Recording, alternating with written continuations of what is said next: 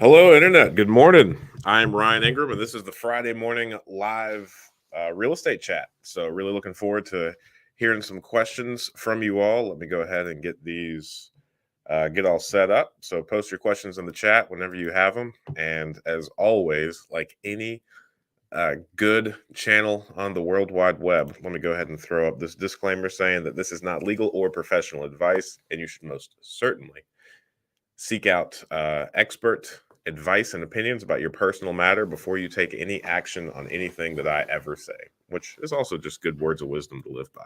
So let's go ahead and get started. I can catch you up on my week and tell you a little bit about my day. We were closing on 3 properties today.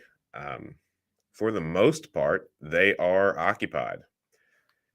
So there's not going to be any real workload. One of them is one that we're going to need to do some work on. One of the properties is really nice. It just needs paint, and that's about it. But one thing that we're going to have to fix, which is bizarre, unusual, and the first that I've ever seen. For some reason, I don't have a picture of it, but the washer box in the utility room drains into a sump pit that is not in the ground. It's just an above ground sump pit.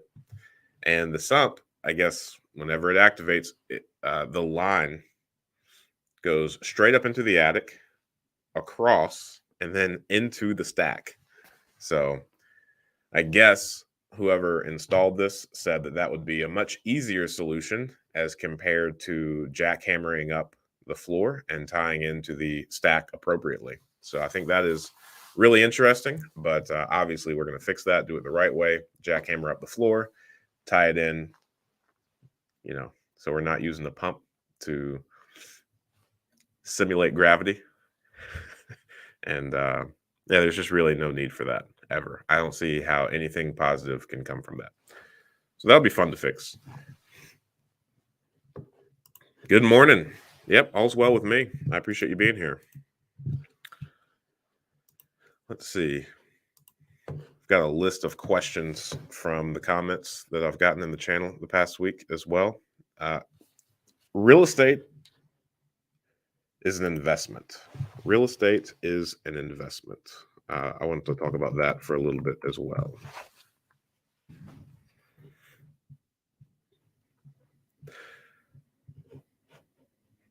So real estate is an investment, yes, and it should be seen as such. I know a lot of people approach real estate from a different aspect. Some consider it to be a way to leave your job early. Some people consider it kind of like a replacement to a retirement plan or part of their retirement plan.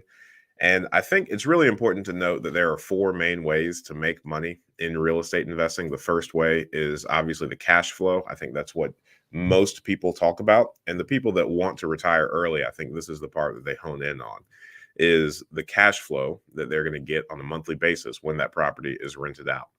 The second way is appreciation. Now, appreciation is kind of like icing on the cake. It's my opinion, and that you should approach rental properties from the view of like a cash flow perspective. So if the property is not cash flow positive, then you likely should not buy it. Some people invest for appreciation because they might be in a market where prices are rapidly increasing and they're not necessarily concerned if the property is cash flow positive. They just want the appreciation benefits from that. I would not advise that. I think that is rather speculative and a little bit risky. I would not bet on that. However, over time, if you invest in real estate for any decent duration of time, you're going to experience a lot of appreciation. Appreciation, from my understanding, is always equal to or greater than inflation. So during the years where we see a substantial amount of inflation, like this one, then real estate is expected to increase at least proportionately to inflation. So that's really cool. And when I think about appreciation, I think it's like a Chinese proverb, maybe it comes to mind, and that's that the best time to plant a tree was 10 years ago. The second best time is today. And I feel like that is my overall sentiment about getting started in real estate. I would not attempt to time anything. The only thing I would do is go in with the understanding that this is going to be a 30-year investment for you. So I would take that, and that is as far as I would consider appreciation. It's going to happen over a length of time. However, you shouldn't plan on it. The third way are the tax benefits. So each time you purchase a property, I'm a little bit fuzzy right now, whether it's 27 and a half years or 28 and a half years. I always get a little bit caught up on that. But you're able to write off the purchase price of that property. So you're able to count that against your active income. And you're also able to write off all the expenses related to the property. Now, I wouldn't get too caught up on writing off expenses, because at the end of the day, it's better to keep money than spend it. However, if you're going to spend it, it's also pretty cool if you get to write that off. So the tax benefits are great. And once you get a sizable net worth or a sizable portfolio, as you're writing that off over the 27 or 28 and a half years, and you're going to be able to count that against your active income, which is a pretty positive thing.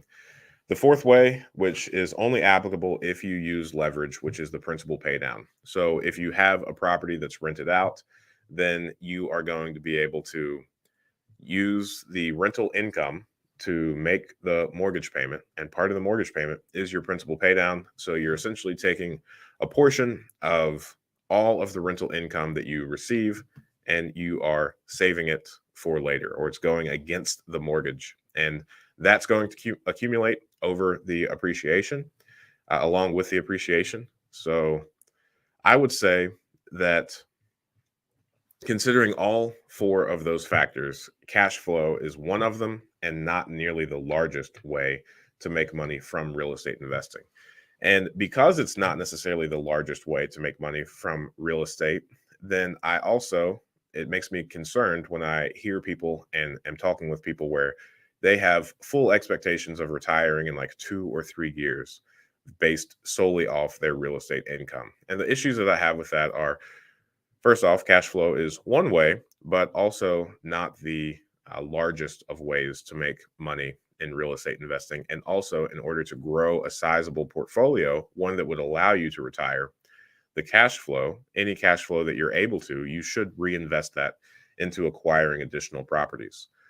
So with the long-term focus and the long-term perspective of acquiring rental properties, I would say that it is best to view real estate as an investment over a long period of time, one that will surely make you wealthy, but I would not have any 0 to 10-year expectations of those rental properties. Now, I say that at this point, my brother and I have just shy of 240 properties. And while the cash flow is nice, we do not live off of it. We do not take enough from our portfolio to pay for all of our current living expenses. And the reason for that is we are aggressively reinvesting into building a larger portfolio. So we take out a very small amount to help us live, for sure, but not to do this retiring early thing. And I think it's important to note that everybody that's investing in real estate really needs to determine their why and what motivates them. And if retiring early is your main focus, then you should certainly build a strategy around that. But keep in mind that there are just as many ways to make money in real estate investing as there are people investing in real estate. So the more money you take out of your cash flow on a monthly basis, the slower you're going to build, and the more you're kind of choking any future growth of your portfolio. So there's a fine balance in kind of consuming part of the cash flow and also continuing to grow and feed into the business so it remains healthy. And that's a fine balance for any business owner that they need to find the balance of and plan appropriately. I would say the depreciation, the principal pay down, and even the tax benefits are comparable to kind of the time benefits associated with working like a W-2 job. So as you're working, you are building up vacation days, sick days, holidays, depending on, when I was in law enforcement, those were just things that every pay period, you got more of those that you could use if you wanted to. So I would, if you save those for any number of years, then you would be able to take several months off. If you or save those for your entire career, you'd be able to retire 2 or 3 years early or get really large payouts for that time that you worked. I would consider appreciation, principal pay down, and the tax benefits similar to that. So while you are not going to be able to live off them as you collect them in the months that you collect them, I would say that over any length of time investing in real estate, you are going to be able to utilize those three as needed and pull from them. So in 5, 6 years, you can pull from some of the equity that is generated both in the principal paydown and also in the appreciation. So that's what I've got to say about real estate as an investment. I know one of the polls that I sent out of the would you rather was pertaining to that. And speaking of, let's take a look at those now. Those load. I'm going to Lewis Porter Jr. Good morning. Looks like I'll be moving to Jacksonville by 2024, so I guess I'll have to. Well, Lewis Porter Jr., bad news. My brother is moving up here in June to help us work on this business. So you will be there by 2024, and Will not. Actually, his plan is to live up here for 2 to 3 years. So he might be back in Jacksonville by the time you get there. Who knows? Good morning. Hey, man, hope your laundromat's doing well. Smart lesson I learned from Richest Man in Babylon. Compound that interest. Can you talk to my wife? Oh, yeah, wives are really important. It's really important that they be on board with your investment strategies. If I had any easy way to do that, that would be like the one course that I charged massive dollars for. How to get your wife on board for your investment schemes. What a title for a course that would be. Are you finding it more difficult to find deals in this current market? I don't think so. I do my best not to say things like that. Let's see here. Speaking of, let me look over these current property holdings while I'm working on also pulling up my YouTube channel to talk about those polls. So let's see. Under contract, we have 21 properties under contract at the moment. I think about 2 weeks ago, we had 9. We've got a package of 5 that we are thinking through, negotiating to. I'm about 70 or 80% on wanting to purchase those. I really, really appreciate the location of most of them. The condition, I don't necessarily appreciate. It's a fine line. As with any package, packages aren't necessarily the way to go for this reason. I really want 2 of those 5, but the investor that owns them knows that, right? So that he's unwilling to separate those because they don't want to be left with just the bad ones in that portfolio. So it's a dance. I don't necessarily want to allocate the appropriate amount of money to fix those up and bring them up to our standard. And I also have no interest in being even moderately construed as being a slumlord. So I don't necessarily want to take over those properties in their current state. And what blows my mind is I think 3 of these are on Section 8 and they're in horrible condition. And it blows my mind because we fail Section 8 inspections often, and our properties are in really good condition. And it blows my mind that these people are currently on Section 8 and the properties are in such disrepair, yet Section 8 is continuing to pay them. So there has to be some disconnect. Perhaps it's a reflection of my understanding of the program, what they look for, but it's wild. I would, if we were to buy this package, then we would slowly, probably one person at a time, non-renew their lease or work on getting them removed from the property so that we can make the necessary repairs. One has a hole in the floor right in the living room. And the lady that's currently living there, she put a sheet of like roll-out linoleum over the middle of the floor that's very soft. They used some MDF as a subfloor, which is not advisable because as soon as it gets wet, it just starts kind of disintegrating. And an animal chewed through, made a hole in the middle of the floor. And she put a sheet of linoleum over the floor. In her mind, it would prevent it from getting worse. But unfortunately, it's just going to make it harder to determine which spots she shouldn't step on, but it's just a matter of time.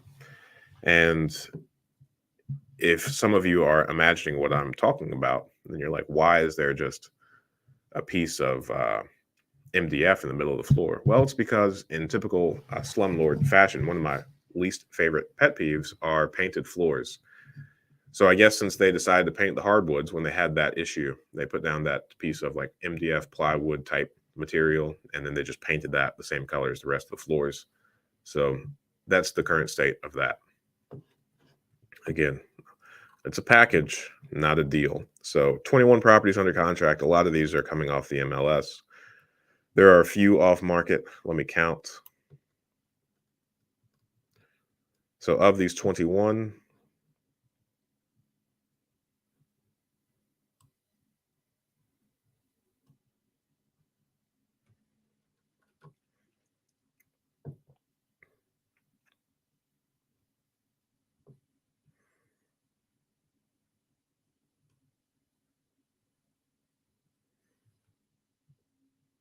so of the 21, 12 just came straight off the MLS, available to anyone out there. And we just put in offers and they get accepted.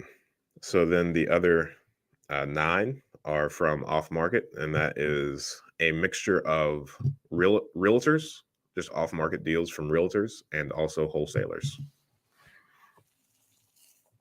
Tomorrow morning, my son and I are going to look at one property that is also off market, and that is actually a word of mouth deal. So that is coming from one of our contractors that works with us a lot, that we really enjoy. He referred us to somebody that he knows that is interested in selling a property.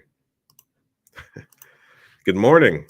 Family member owns a house outright that has been partially burned. House is repairable. Is there a way to pull cash out of the equity to fix, or does this require cash up front? What are our options?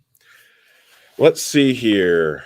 I can answer this next question really quickly. What are your thoughts on Dayton's reinvestment tax incentives? So I got to be honest, I don't know of any. My wife and I are looking at a property in one of the historic districts to purchase, renovate, and live in, owner occupy. And I have spoken with someone that is very familiar with all the tax incentives available, and we do not qualify for any of them. So I don't know of any other tax incentives that the city is giving. We do a lot of rehab work in areas that need it, in opportunity zones. And we do not, to my knowledge, we do not claim any of these tax incentives or know anyone that does. I don't know. I guess my answer is I have no faith in Dayton's reinvestment tax incentives. All right.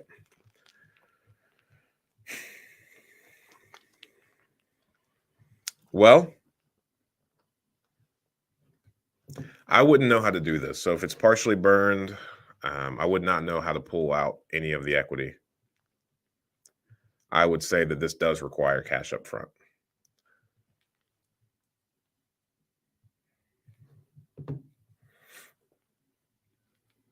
If you found a hard money lender willing to take a second position mortgage, oh, you said it's owned outright. So banks wouldn't, if it's, I don't know, because all the banks would want to do an appraisal on the property, and they likely don't want to lend against any property that is partially burned.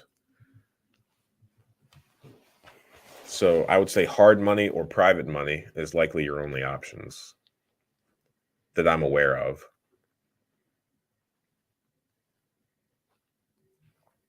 Definitely a fantastic opportunity. We have a couple of homes that were partially burned that we did really well on from an equity perspective because we were willing and able to put the money into it to make the repairs. So it's definitely something that I would really encourage you to figure out. I think hard money, if you are intentional and you are able to line everyone up so that the day the loan starts, you're able to go ahead and start fixing it. I think that is a good idea.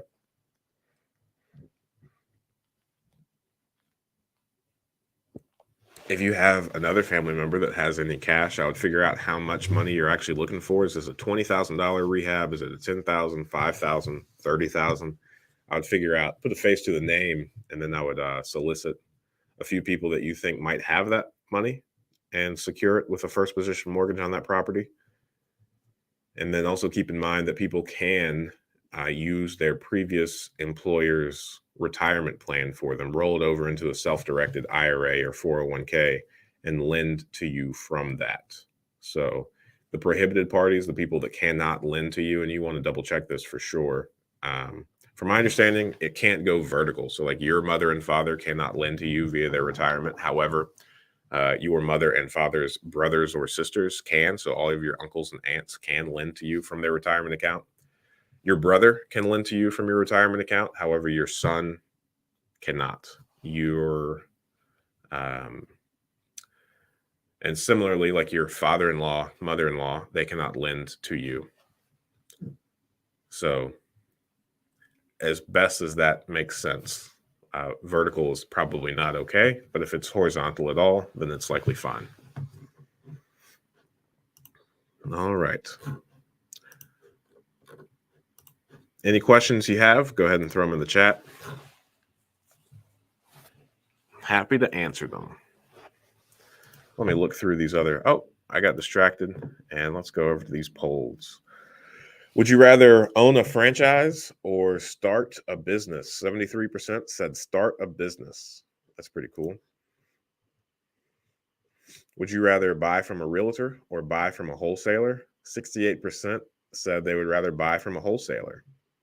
Man, you realtors got to step your game up. You got to figure out how to keep up with this changing landscape. Or hey, maybe it's not even worth your time. Maybe the consensus, the underlying thought behind this question is that wholesalers have access to better deals, or more discounts, or cheaper properties. Maybe that's the idea.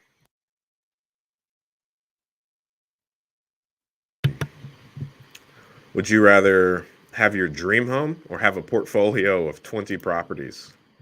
93% said have a portfolio of 20 properties. 7% said have your dream home. And that's across 109 votes. That's fun. Let's see the comments on this. Easy one, too easy. Nice.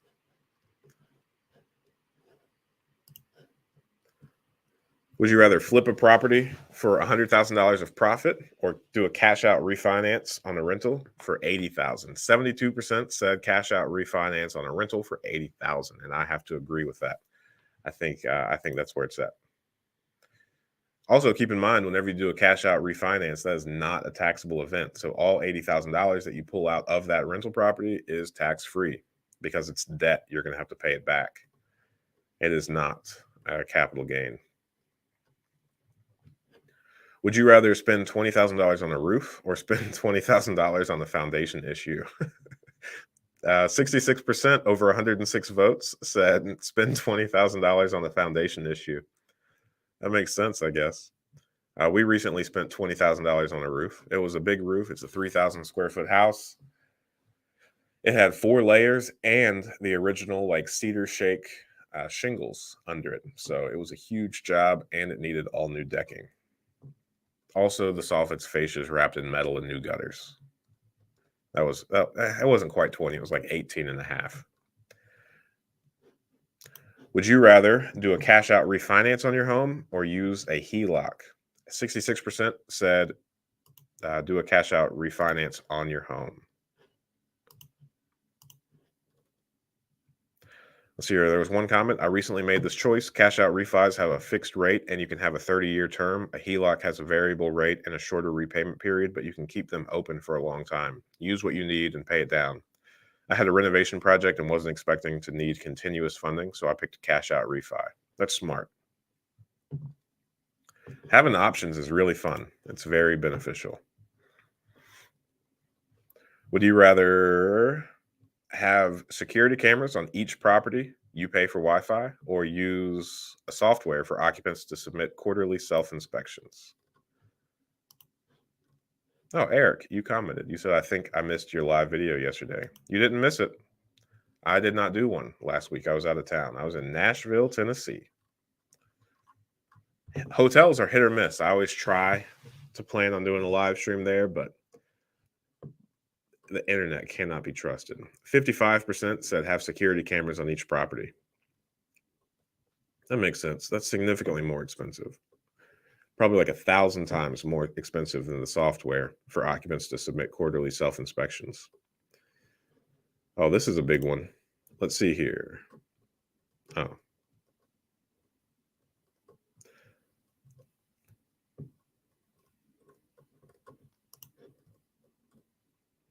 Would you rather have strong relationships with all of your vendors or always get the cheapest prices? This was inspired out of a conversation with a dear friend of mine who always gets the cheapest prices. 83% said have strong relationships with all the vendors. Would you rather have a pipe burst or have a roof leak? 65% said have a roof leak. That makes sense.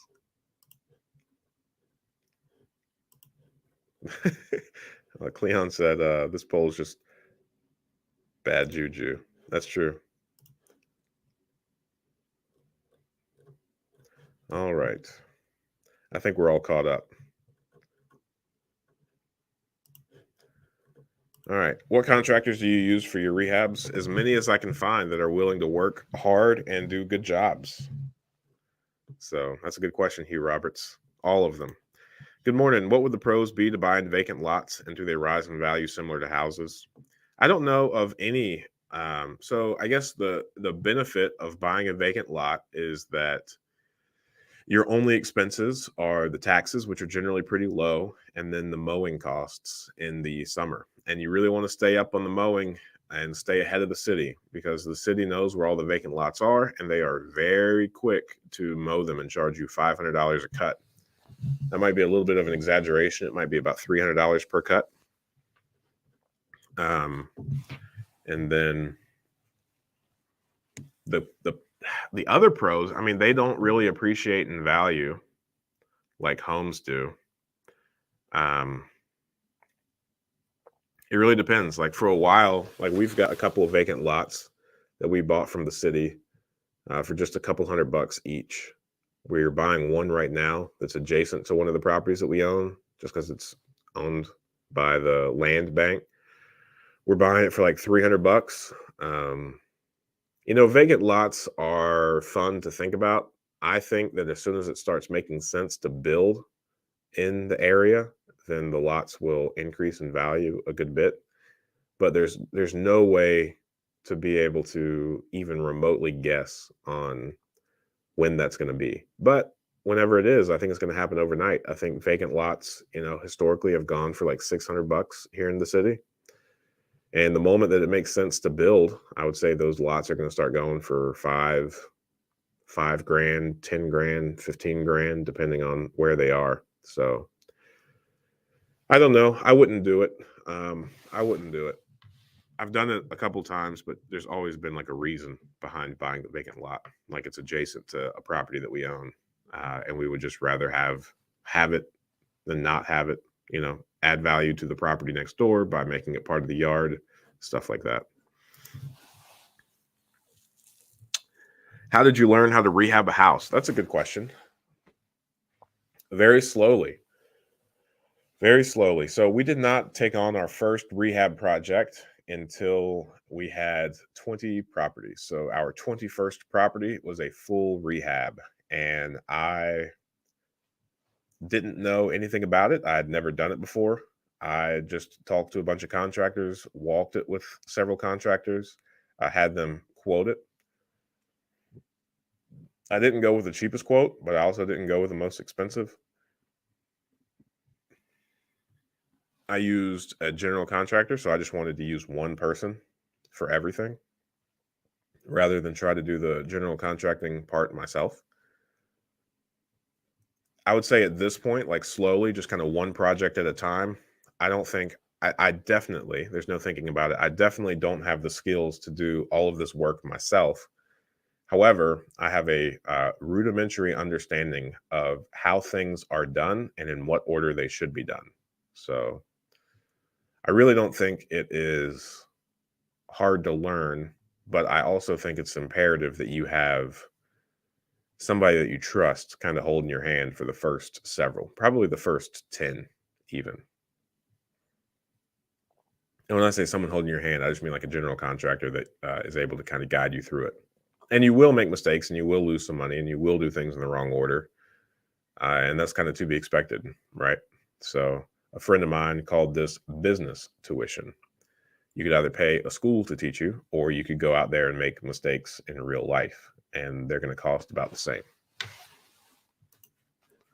What documents are good to have when trying to get a loan? Bank statements, some profit and losses if it's a LLC, pay stubs, W-2 income. If you're self-employed, your P&L. And then the bank will really request. Each bank is different, so this is a tough to answer. I mean, those are the basic documents that you would want. And then from there, banks are going to ask you for different things based on what that bank places emphasis on. So I have to redo a parking lot next to a new laundromat I bought. It's bigger than I need. Thinking of putting on ice box there and food truck spaces there. I know it's out of your investing portfolio, but what do you think? I think that's a great idea. I would definitely do that. I think it's awesome that you are, because most people have the opposite problem where they don't have enough parking. So I think it's really cool that you've got options. So a friend of mine, I think the ice boxes are good.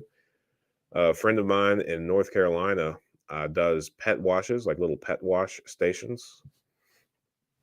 I think you could do that, especially since, it's a laundromat. You should be able to, I mean, there's a little bit of commonality there. It's not far for the person to associate those two. So if you wanted to do one of those, I can't remember. I can't remember. So I'm not going to guess at what the startup costs are for that. But I know like they're a little tiny, probably about the same size as an ice box, little pet wash station where you can take your animals and hose them down. And I guess maybe like a car wash, they might have a little turn thing where you can put in a quarter and get some little doggy shampoo. Not sure. But yeah, I would recommend doing something like that. I think that's good. Food truck spaces, probably pretty solid.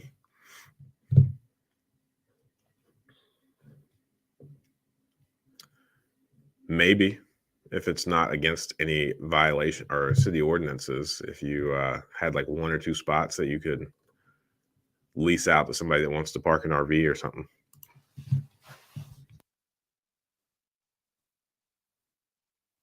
Good morning. I've begun to looking into becoming a private lender to start my real estate journey. What are some of the benefits and pitfalls you've seen in private lending? Well, I think the benefits are pretty clear. I think the benefits are getting that monthly interest income. So you have you have the ability to create your own terms. So whatever investment would be beneficial to you, you have the ability to kind of have positive control over what that looks like. If you want that loan to be amortized and fixed from the beginning, you can do that. If you want it to be interest only with a 4-year balloon, you can do that. So as the private lender, you just have to set whatever terms you're happy with and then find somebody willing to take you up on those terms. So I think that private lending is really solid as an investment alternative to things like the stock market or historical financial institutions, because you are in positive control. You have the ability to set your own terms, and you also are able to get in there and actively do something if your investment isn't turning out the way that you expected. So if they default or do anything that you're not a fan of that violates your agreement, you're able to foreclose and start that foreclosure process and, kind of seize or take ownership of any of the underlying security. So you're also able to set or determine how collateralized your loan is. If you want to be 50% loan to value, you can. If you want to be 75% loan to value, you can. If you want to be 100% loan to value, you can. It's entirely up to you. So when you are the lender, you set the rules. One of my favorite quotes is, "He who has the gold makes the rules." And when you're a private lender, it couldn't be any more true. So that is the benefit. I would say the downside is it takes more attention. Uh, it takes a little bit more skill, a little bit more sophistication than just throwing some money at a TD Ameritrade or whatever, TD Blake, TD whatever. Um,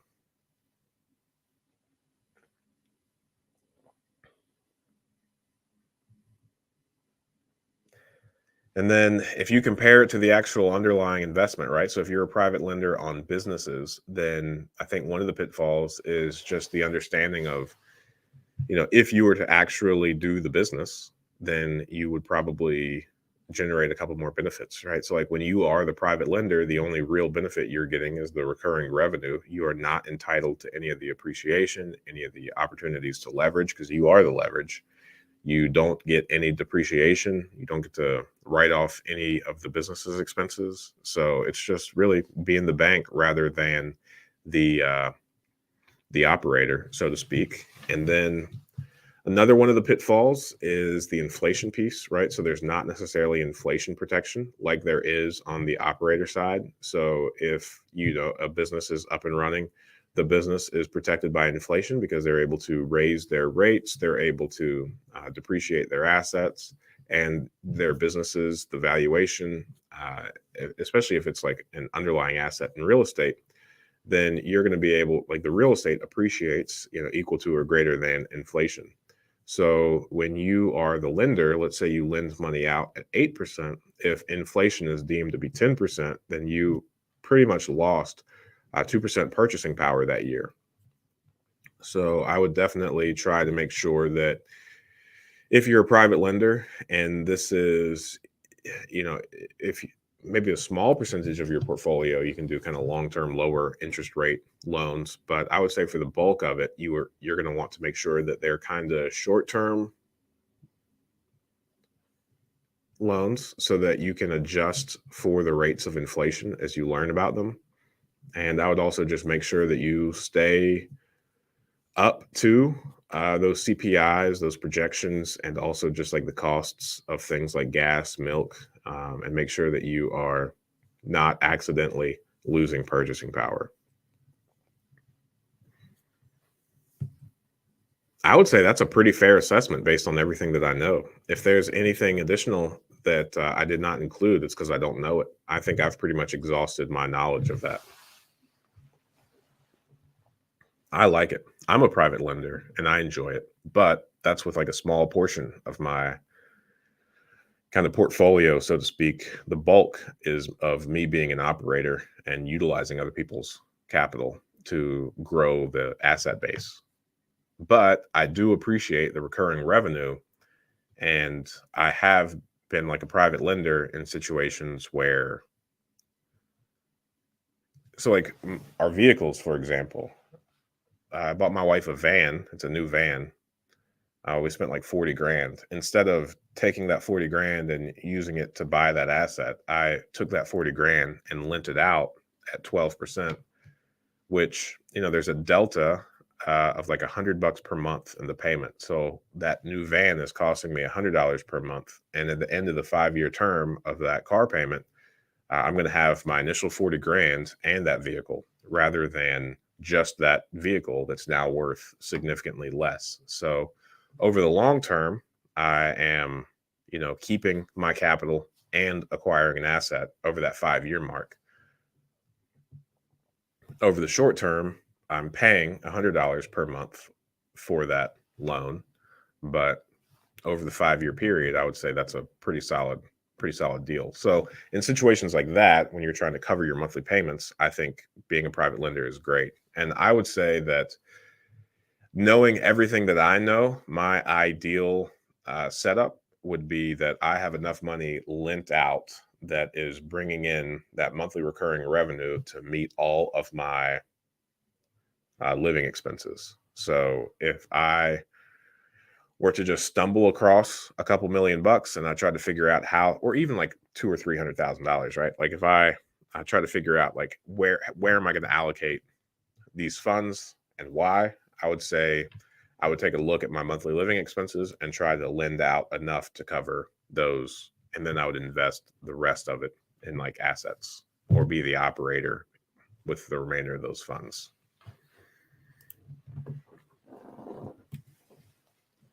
Seventeenth Love, welcome. How do you improve contractor estimates? Contact 10, maybe 1, 2, if that, give you an estimate or even return calls. Yes, it's a constant struggle. And I would say it's a numbers game, just to your point. So if you know that you are going to get 1 to 2 actual quotes after contacting 10 contractors and you want 4 quotes, well, you should probably contact 20 contractors, as time consuming as that would be. And 3 of those are going to stand you up if you tried to make appointments with them one at a time. So it could easily be a time suck. We are constantly looking for new contractors, filtering through those referrals that we get, seeing who contacts us, seeing who actually shows up. Right now, we actually have one contractor where we've never worked with him. I've worked with him from another capacity previously, but he really wanted to do some work, and he kept saying that he had crews. So we got him to bid out a couple jobs, and we gave him one. The total job is $20,000. Originally he asked for a 50% down payment. We said, no way. We said, we don't do that, especially when we've never worked with you before. And, a lot of the first part of the job was just demo, right? You don't need any down payment or deposit to do a demo job. You're not using any materials. It's just your labor. So we ended up, after the clean out was done, we gave him a deposit of $5,000. And that was about 2 weeks ago. And he has not, as of yesterday, he has not done any additional work to the property. So we had a pretty serious conversation yesterday, in which I told him that, if work wasn't done anytime soon, I think, I gave specifics, but we're gonna take him off the job, request all of that money back in full, and give that job to another contractor. We just don't have time to babysit. Plus, it's not far-fetched to take a grown man at his word and expect him to do the things that he says that he's going to do. So that's like, human being 101. Thanks for your response, Ryan. Looking at approximately $50K worth of damage. It's in New York. Yeah, I would take that. I would start looking for some friends, family. One of the things that you can do that I've never done before, but it's an option available to you, is let's say you have 5 good friends that have 10 grand each that they're willing to throw in the pot. You can create an LLC. Now, again, New York probably has some stricter rules, but here in Ohio, it just costs $99 to form an LLC, and that's it. There's no annual like licensing or annual whatever the fees are. I can't remember what they are at the moment. But yeah, it's just a one-time $99 thing.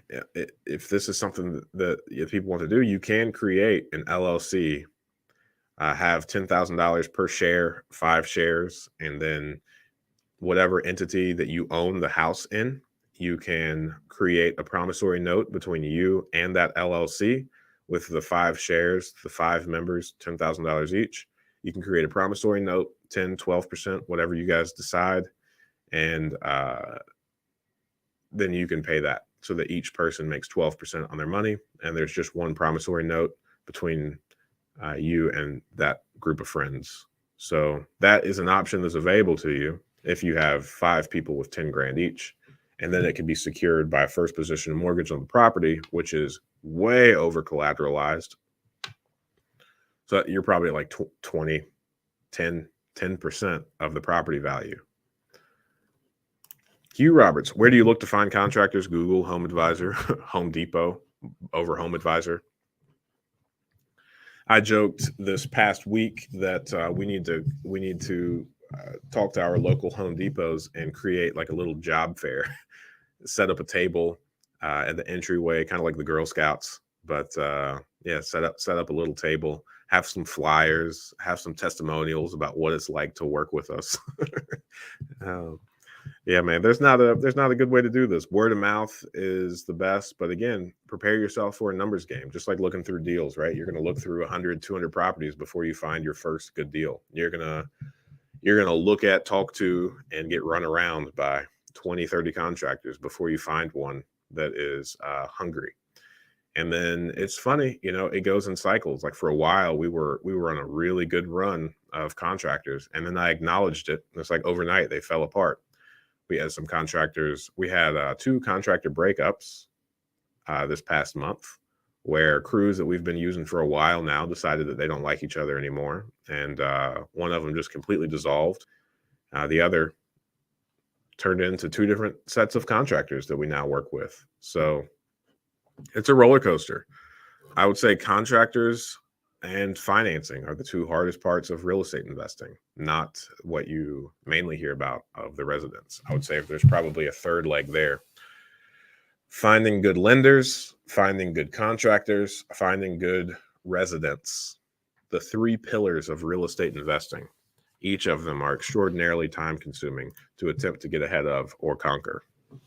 How many properties you pass on before you find one worth putting under contract? I can't seem to find one in my market holding because it doesn't cash flow. That's probably true. I had a long conversation when I was in Nashville with a fella who was really, really grilling me. I'm like, well, how can I do this in my market? And he lives in like a really, really highfalutin suburb of Georgia. And, his single family homes are going for like 300,000. That's what the bottom of the market, bottom of the barrel properties look like for him. And I said, hey, man, not every market is meant to be a rental market. Like if it doesn't cash flow, leave it alone. It's not like we have any shortage of land, here in America. Move somewhere else, invest in somewhere else, find a partner elsewhere. This model doesn't work in all places. If I stayed in like the Raleigh-Durham area that I was in whenever in 2017, I don't think I would have even a fraction of what I have now. There's one guy that am familiar with in Arizona who's got a couple properties here in Dayton, and he asks me pretty regularly like how I find so many deals, and he always acts like he can't. And it's just like, well, I live here and I'm in it. If you want to get really serious, then move on up here. And he was like, well, I view living in Ohio as a punishment, and I'm not interested in doing that. It's like, well, there's a price for everything,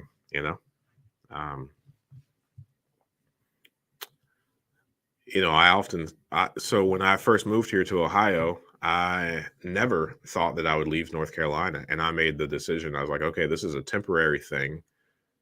And I'm going to move back to North Carolina as soon as possible. Well, hey, Ohio made me a millionaire. North Carolina never did that, right? So moving to where the opportunities are is sometimes a better solution than trying to find opportunity in your current market.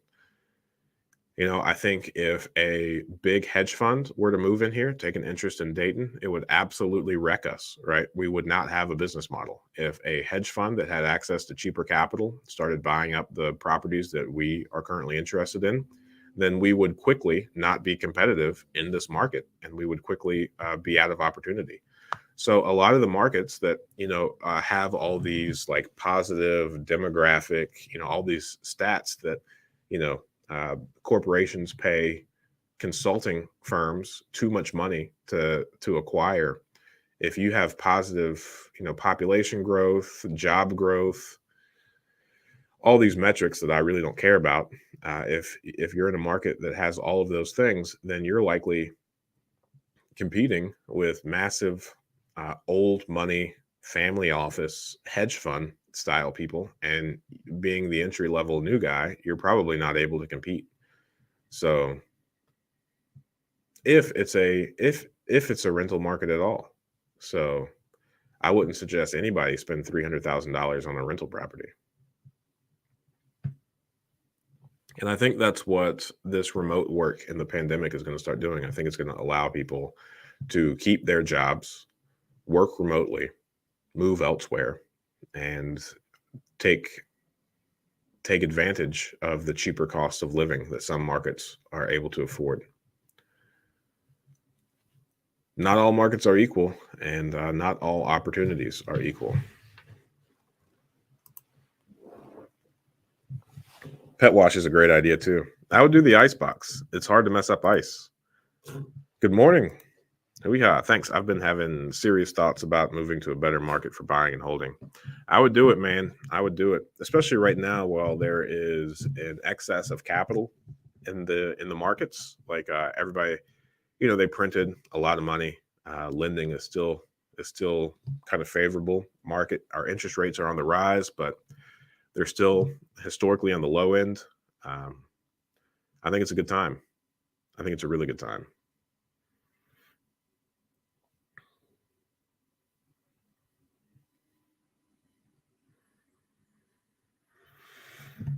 And then if there's a correction, then a lot of the people that are going to have money parked on the sidelines are going to want to take advantage of the better prices. So there's also going to be people out there looking for people to help them get the money into the markets whenever a correction does happen. So I wouldn't fear a correction either. I would have some dry powder. Keep some of your powder dry. That's a saying that I've heard a lot from people that I really look up to. Just have some money sitting aside to take advantage of future opportunities.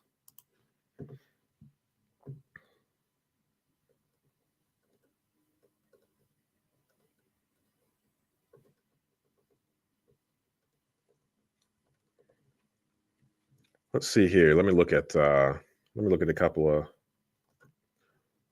couple other questions, see if there's any that I can answer.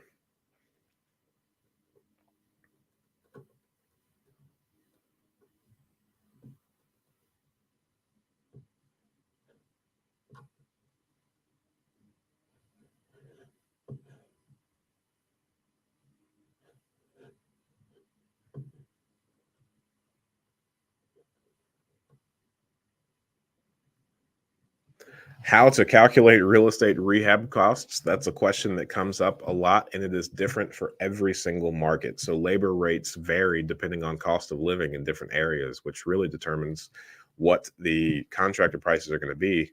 Material costs can be comparable across many markets, but if you're in Alaska, where getting the materials out there, or somewhere like Hawaii, like the material costs are going to be completely different. And here lately, we've seen a massive increase in material costs as inflation has gone up. So I think the only surefire way to calculate real estate rehab costs is for reaching out to a lot of different contractors, getting quotes. I would talk to some of these contractors. I would also talk to so first off, I think the first thing that I would say and the easiest are call 3 to 4 contractors and just ask them what their average prices are, or get them, if you have a project in mind currently, go ahead and ask them to come out and give you a quote. And that will give you, a very realistic and accurate price as to what it costs 3 to 4 different contractor companies in order to do a job. We use pretty big ranges. We ballpark, 5 grand for a kitchen, 7 grand for a big kitchen, right? We have ranges like that we use. $3,000 for a bathroom. That's about average. It's hard to, there's only generally one tub, one toilet, one vanity, light fixture, and a mirror in the bathroom. And then the flooring cost, depending on how big it is, that might vary. And then from there, it's kind of to taste. So I would say about $3,000 is, for us, what it takes to do a bathroom. In addition, I would say that I would talk to some of these insurance restoration companies. I know, like Paul Davis Restoration, a lot of these wet mold fire restoration companies, I would call them. And I would ask them if they will tell you what software they use to come up with their rates. And one of the things that I learned just in being in insurance is that a lot of these contractors are using the same software to come up with quotes. So CoreLogic is a big one. That's the one that we use on the insurance agency side. And they have like a replacement cost estimator, which takes into consideration the material costs and also the cost of labor. So you can go on the CoreLogic's website and you should be able to download some type of software that they use, or you can get with like a third party software company that has access to the CoreLogic database. And while I would say that all of those prices are going to be on the high end, and then from there, that's probably going to be comparable to if you go to some of these contractors that solely do retail work. then that's probably going to be pretty close to the price that they give you. However, in real estate investing, it's important to note that you've got retail contractors that probably spend a decent amount on marketing. They wrap all their vans, and they are really looking for that homeowner that is willing to spend tens of thousands of dollars on any given rehab project. Like my brother currently is getting his house ready to sell, and while it costs us about $3,000 to do a bathroom here in our area, my brother was getting quotes upwards of $10,000, $13,000 to redo the bathroom in his home. So the retail contractor companies are the ones that's going to give those $13,000 quotes, and you can generally identify them by their marketing. They're all going to show up in slacks and a matching company polo. They're going to charge you probably pretty similar to those CoreLogic replacement cost estimate quotes that those softwares generate. Now, if you look for people that are very skilled in how they do their job, they're great contractors.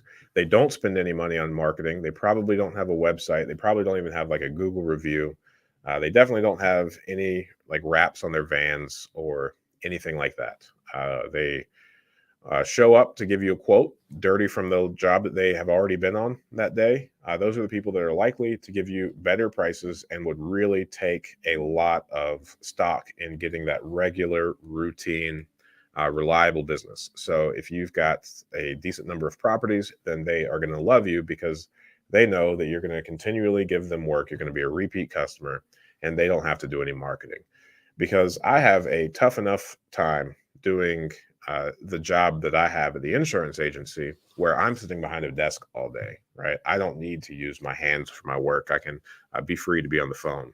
And a couple of times that I've done these rehab projects, I can't imagine how difficult it is to run a business while also needing your hands to do the work that you actually provide to your clients. So it's a tough game, and it really depends on the contractor's preference and what types of problems they want to have as to what type of pricing that they give. So I would definitely, as a real estate investor, be on the lookout for contractors that do not fit that retail profile of having all of the merchandise, because they're probably going to give you the highest prices. Other than that, it's just brute force of regularly going in, contacting contractors, getting quotes. And as soon as you do that enough, you should start coming up with general ballparks of what things are going to cost, just from experience of going through the motions so many times. When using financial institutions, which do you find easier to secure a loan for single-family housing? Small banks, credit unions, loan companies? Definitely small banks, local credit unions. Regional banks, those are always going to be the best. The ones that are in the market, that are tempted to keep everything in-house, right? So we work with one small company, Monroe Federal is the name of the bank. They keep pretty much everything in-house. I don't think they sell anything to Fannie Freddie. Because of that, they're a little bit more conservative. Sometimes they'll only do 70% loan to value instead of going up, but they are also willing to make exceptions for people that, are good client profiles for them. So I would always say that the small local credit unions or local regional banks are going to be best.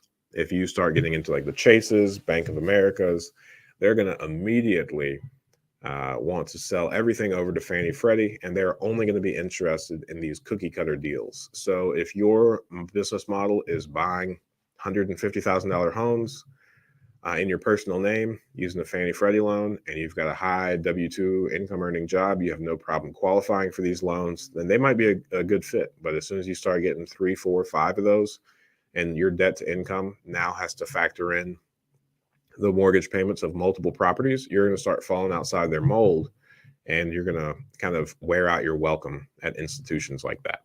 However, these local credit unions or the regional banks that already work with a decent amount of investors that are familiar with rental income, they're willing to say, I get that Fannie Freddie says 2 years, but we're not going to sell this to them. And we see that these properties that you already own are really taken care of, that they're already cash flowing. You can provide us the leases.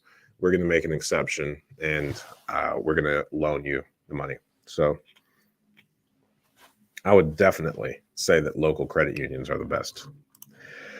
When you're shopping around for loans, what attributes help you identify favorable versus unfavorable loan terms? This is a really good question, Leon Finch, and I don't really know how to answer it.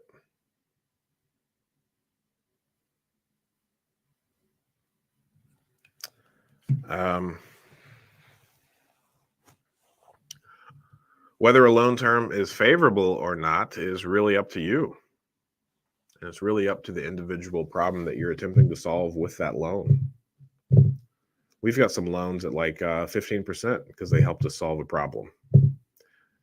We've got some loans at 4% because they helped us solve some problems. We've got some long-term loans and short-term loans, big loans, small loans, all loans. um,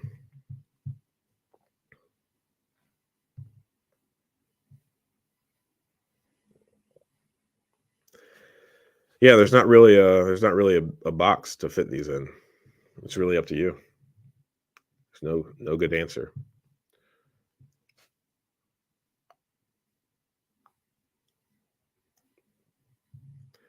If somebody tells you that, so like I don't like points particularly, right? So I would be apprehensive to pay anything over like 2 points of origination fee. I would question whether or not it was worth it. But if it's like 3 or 4 points, but a 3%, you know 4% 30-year loan, then that might not be so bad because long term it's going to help you solve a problem, even though short term it costs a little bit more than it should.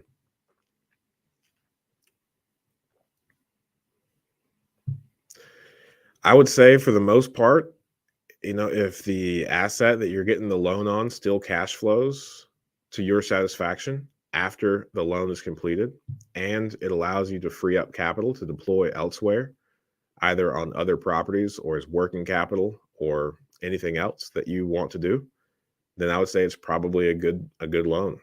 I would say if it doesn't allow you to do that, then it's probably not a good loan. I think that's as specific as I can get.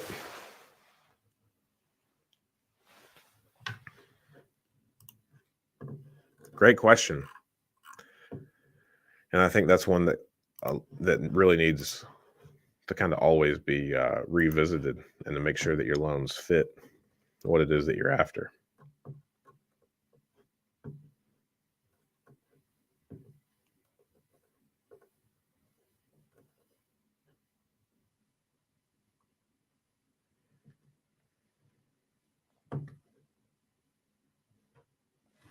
All right. So one of the main questions that we get is, how do you find good tenants for your properties? How do you attract more of the right tenants to your properties? And I would say that technology has made this really easy. So the software that we use to rent out our properties is called Appfolio. That's our property management software, and we're a huge fan of it. Now, Appfolio doesn't necessarily have any features that these other property management softwares don't, especially when it comes to leasing properties. So if you have enough properties to utilize a property management software, if you are managing your own properties, especially, then these softwares make it really easy for you to lease your properties, because you input the pictures, you input the description into the software, and then it pushes it out to 40, 50, 60 websites that make their money by attracting people looking for places to rent and connecting them with the appropriate people. Generally, it's of no cost to you. However, if you are just trying to lease out your properties, if you only have like one or two, you don't have property management software yet, or you use a property manager once you get the properties leased, then I would say Zillow has a fantastic platform that would help you rent the property out pretty quick, from the background check to the application, collecting the fees, and even collecting your monthly rent afterwards. I think Zillow right now is still doing that thing that entry level softwares do, where they don't charge you for anything, just because they're trying to build a user base and a following. And then probably once they perfect it and get it to their satisfaction, they're probably going to make it a paid for platform. However, right now, I believe that Zillow is still free. As far as attracting good applications, good residents. I think that has everything to do, just like any other product in the world, with the presentation, right? So Apple kind of blew away the world with its super simplistic packaging whenever it introduced that, because most of the things were packaged very oddly, right? But Apple really put a lot of emphasis on how they present. I think you can learn a lot from that on the real estate side.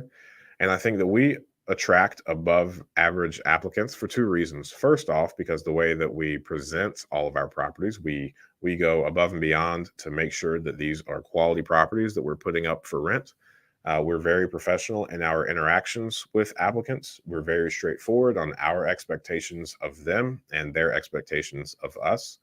And also, I think that our screening process, determining what's a deal breaker for you, and what you're willing to work with. So for us, we don't count any medical debt against anyone. So if a hospital says that you owe them $300,000, you can apply for us, and we'll never hold that against you.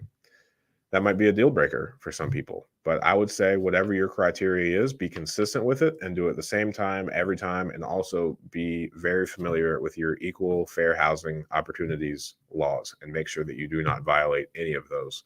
If you're not familiar with what those are, I would recommend that you reach out to your local area board of realtors and see if they can give you some additional information on that. I recently stopped by one of our local equal housing opportunity offices, ones that stick up for the rights of residents who have been discriminated against or somehow unfairly treated. And they were not interested in working with us to kind of come in and do any sort of training for us. They, I guess, are only reactive.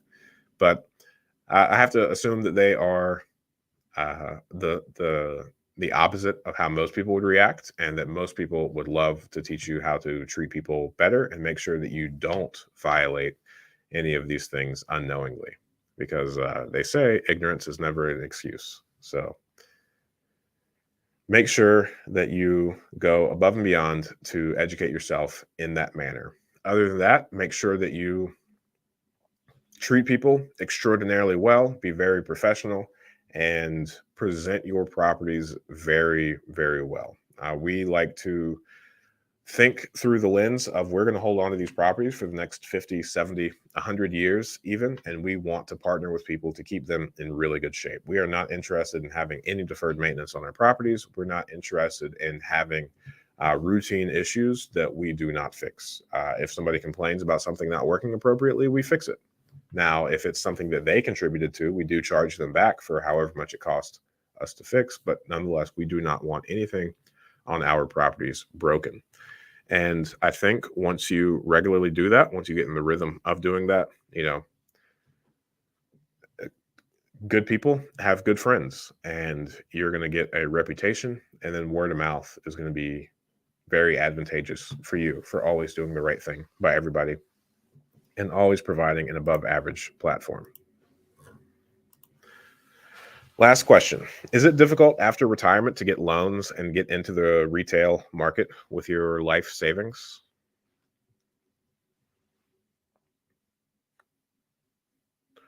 Well,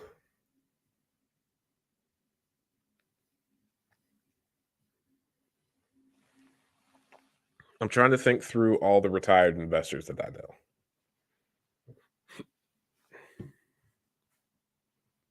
This is not something that I hear often, getting into real estate after retirement. So, thinking through this, I know that if you regularly receive money from a pension or from some type of retirement program, then that money can be used as your monthly income to qualify for loans.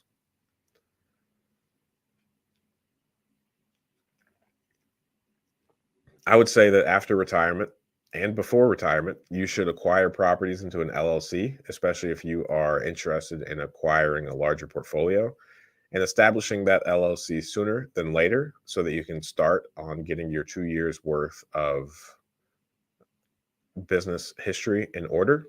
Um, so if your life savings is enough to buy a property or two properties, then I would go ahead and do that. I would put them in an LLC, and I would constantly start looking for lenders that are willing to do a refinance for you. All the while, I would make sure that you are keeping really good books. And there's two different ways to keep books. One that takes advantage of all of the tax laws, where you can write off everything, not show profit. And then another where you do not get any tax benefits, but you show a decent amount of profit. If you're trying to establish a new business where you want to be bankable, then it is always best to show your books very profitable. Don't write off things just because you have the ability to write them off. As counterintuitive as it seems, banks want to see the large profit, and they really don't want to add back in too much stuff. So I would just say, first glance, show a really big bottom line. So your first couple of years, don't write off things that you don't necessarily have to. Don't spend money just for the sake of spending money, so that you can get an expense written off. And I would keep very profitable books. And then after the 2 years of you establishing that LLC, showing profit, then you should be able to start qualifying for loans based in part on your personal income and in part based on the rental income and the profit of your new business venture. So the sooner you can start that LLC and the sooner you can get one property in that LLC, then the sooner it's going to be easier for you to get loans from lenders. And again, that saying that I said earlier, that's one of my favorites. He who has the gold makes the rules. When I first got started, I sat down with 5 or 6 banks. I formed good relationships with the vice presidents of lending, and you're in the right spot with the right local bank when you can walk in same day unannounced and talk to the VP of commercial lending. Those are the people that you want to be friends with. Those are the people that you're going to want to get advice on how to show your books, how to keep records of everything, figure out what their preferences are, tell them about your situation, and they're going to give you all of the tips that you need in order to qualify for their programs, in order for them to be confident in lending you money. And if you do that enough, if you become friends with enough VP of commercial lending, then I think in short order, you're going to find yourself, retired or not, in a very good spot to start borrowing money, partnering with banks, and building a real estate portfolio as large or as small as you desire.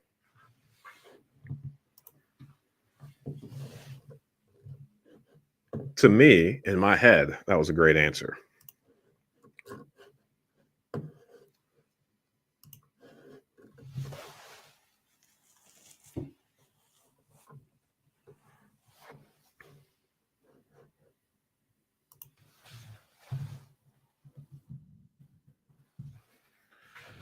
All right. Well, we've got 8 people on. We had 100 a couple weeks ago. That was exciting. This, I believe, is my last day in this office. We bought a building that we're going to occupy as an office space, and I'm getting the internet shut off to on Monday at this office, and hopefully next week we'll be moved in. We're kind of moving in as the contractors are finishing up. So hopefully it's slightly smooth, but we'll see. But really looking forward to figuring out how to make a good studio and how to have a good setup in this next office space.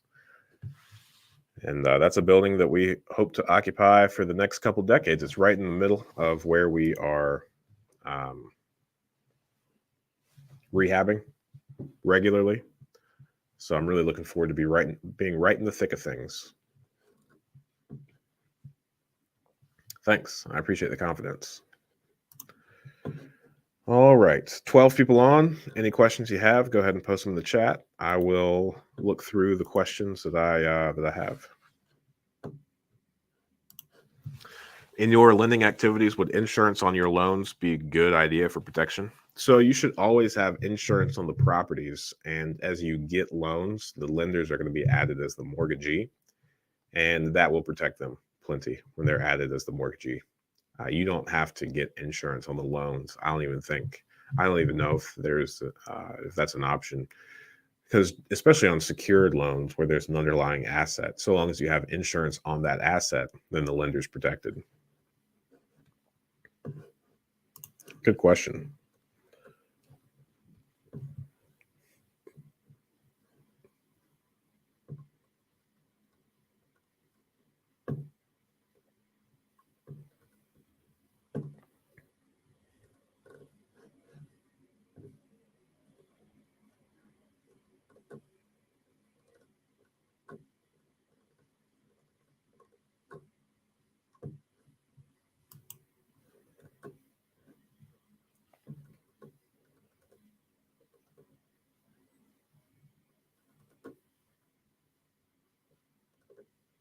I've got a long list of questions that I've been asked, and I'm trying to figure out which one I kind of feel like answering.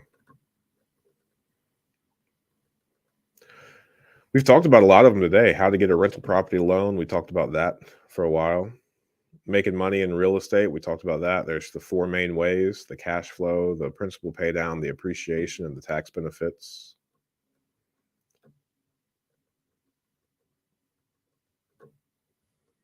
How to calculate real estate rehab costs. We've done that.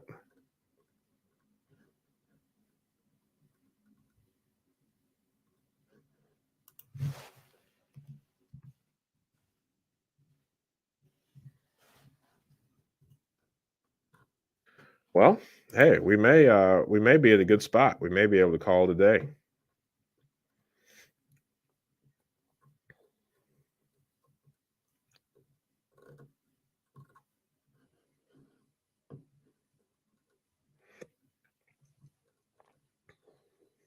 Yeah, I'll wait around to see if anybody has any other questions. But I think we got at least 7 good questions and answers today, so that we could dice those up and make them into individual videos.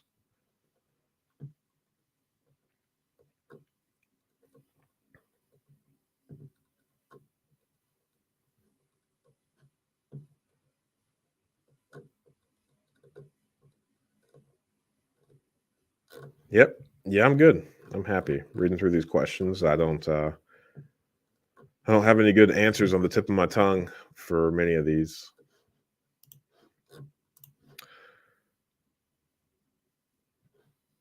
Once more, do you dump a property once the 27 and a half or 28 and a half, not sure which one it is, years of depreciation runs out? We don't plan on it. We plan on keeping all of these properties for a really long time. And the depreciation is based on the purchase price of the property. And I would also say that you're still going to be able to do cash out refinances. And after you've owned a property for 27 years, you should be able to pull out a pretty sizable chunk of equity from that property. So it's still going to have its benefits. And, the tax benefits go away, but you're still going to have cash flow, appreciation, and principal pay down on any of those loans. So I don't think I would get rid of them. You might be able to do some funky things. I don't know. I've never talked to a CPA since we're on like the brand new beginning side, right? Like we've got 23 years left or 24 years left before we get to this point. So we haven't spent really any time thinking about it, but that's definitely a good question. I'm going to lock that one away for next time our CPA says, "Hey, do you have any more questions?" I'll throw this one his way and I'll report back.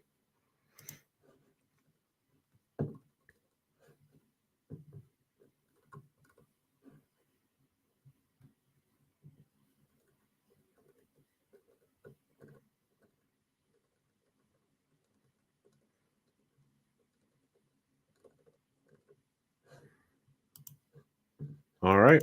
Well, hey, this has been an awesome one. So we went for an hour and 20 minutes. I'm going to go close on 3 properties, and then let's see.